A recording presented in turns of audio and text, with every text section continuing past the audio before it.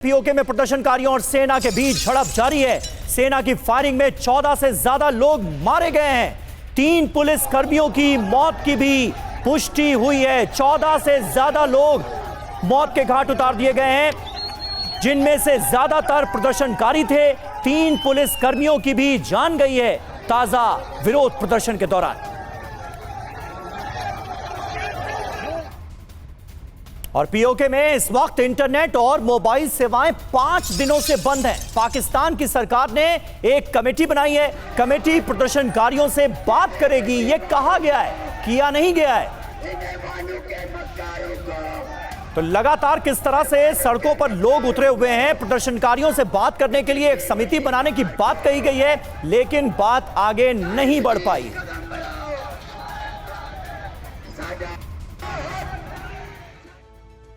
तो देखिए, पाक अधिकृत कश्मीर का जिक्र हो रहा है, यानी पीओके। ये कहां मौजूद है, मैप के जरिए आपको समझाते हैं। पीओके में इस वक्त जो हालात हैं वो आपने देखे। ये देखिए, ये जो पूरा इलाका है, भारत चीन लाइन ऑफ एक्चुअल कंट्रोल यहां पर रही। ये अक्साई चीन का इलाका है, ये चीन है। और चीन में की अगर बात की जाए तो 1963 में ये इलाका पाकिस्तान ने चीन को दिया। ये है लाइन ऑफ कंट्रोल। और ये जो आप इलाका देख रहे हैं, ये पाक अधिकृत कश्मीर का वो इलाका है जिस पर पाकिस्तान ने अवैध कब्जा किया हुआ है। और ये कब्जा पाकिस्तान को हर हाल में छोड़ना ही होगा। भारत के ये तमाम हिस्से आपको यहां पर नजर आ रहे हैं। हमारे साथ संजय वोरा साहब मौजूद हैं। वोरा साहब, लेकिन सवाल यही है कि ये होगा कैसे? ये सवाल आपने मुझसे पूछा है? जी जी, बहुत बहुत धन्यवाद सर। दीपक वोरा।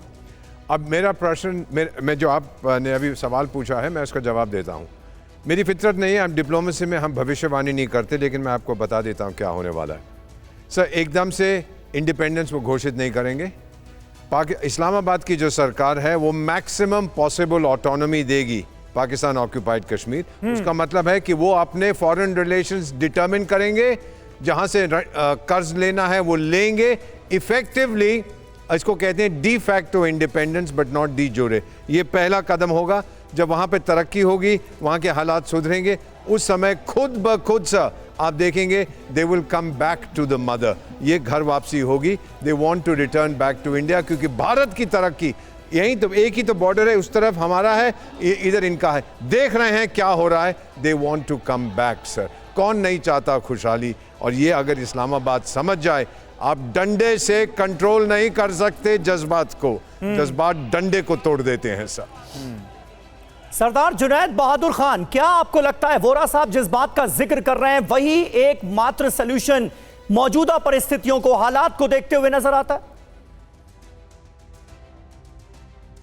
एक कश्मीरी होने के नाते मुझे ये लगता है कि आप दोनों अतराफ के मीडिया के शोर में हमारी चीखें सुनाई नहीं देती। 70 सालों से हम तो चीख रहे हैं। आज सुबह एक प्रोग्राम था पाकिस्तान का, वहां पर भी आपकी जगह का एक एंकर था जो बहुत शोर मचा रहा था कि जो लद्दाख में आंदोलन हो रहा है उसमें इंडिया तकसीम होने वाला है।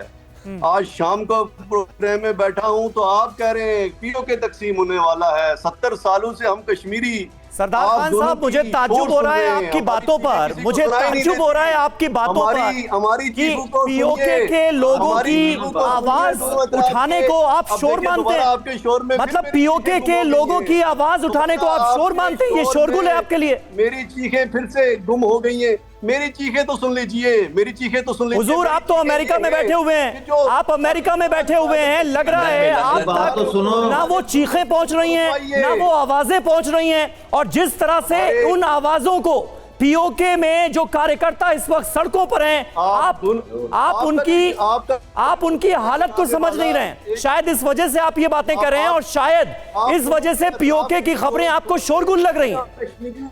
दुखों का मतलब मुझे वाकई हैरानी है इस बात पर, बहुत हैरानी है। संजय कुलकर्णी साहब, कुल मिलाकर क्या कहीं ना कहीं पीओके की आवाज उठाने वाले जो एक्टिविस्ट हैं वो भी इस मुद्दे पर बटे हुए हैं क्या, या अभी नहीं समझ पा रहे हैं कि उन्हें करना क्या है, अपने लोगों को कहना क्या है, और पीओके में जो इस वक्त हो रहा है उसको झेलने का, सहने का ये दौर इसीलिए खत्म नहीं हो रहा है?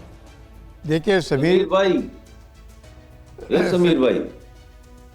जी कुलकर्णी साहब, बात नहीं सुन रहे। मैं आ रहा हूं, अयूब मिर्जा साहब, मैं आ रहा हूं आपके पास। समीर, आप कितना भी कह लें, आज की तारीख में पीओके के अंदर मैं कहूँगा जैसे मीर साहब कहते हैं, सारे के सारे 95% से भी ज़्यादा लोग, अब आज देखिएगा जम्मू कश्मीर जो पूरा का पूरा जिसका 28% भाग पीओके है, यानी कि तकरीबन 75,000 स्क्वायर किलोमीटर का एरिया पीओके है, जिसमें 48 लाख लोग रहते हैं, सब के सब आज रास्ते के ऊपर हैं। क्यों? क्योंकि उनके साथ बेइंसाफी हो रही है, उनके साथ पंजाब से जो हुकूमत है उन्होंने उनको कुछ भी नहीं दिया है।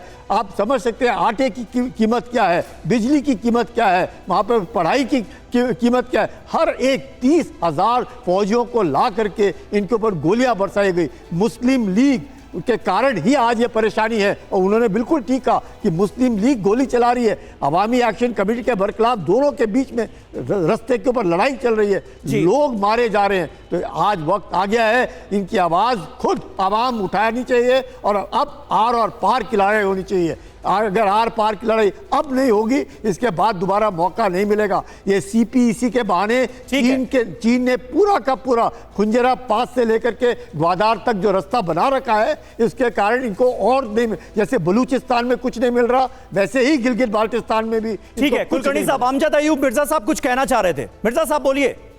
मैं ये कहना चाह रहा हूं कि आपको सरदार जुनैद बहादुर खान साहब को इंटरप्ट नहीं करना चाहिए था, उनको पूरी बात तो करने देते कि समझ में आए वो क्या कह रहे हैं। क्या बात की? ठीक है ना, जब आपकी मर्जी की बात नहीं होती तो आप शोर डाल देते हैं, जैसे अब आपने शोर डाल दिया। गदर मचा हुआ है और वहां की खबरें अगर किसी को बात पूरी करने दें आप, तो फिर क्या किया जाए? नहीं चलेगा प्रोग्राम।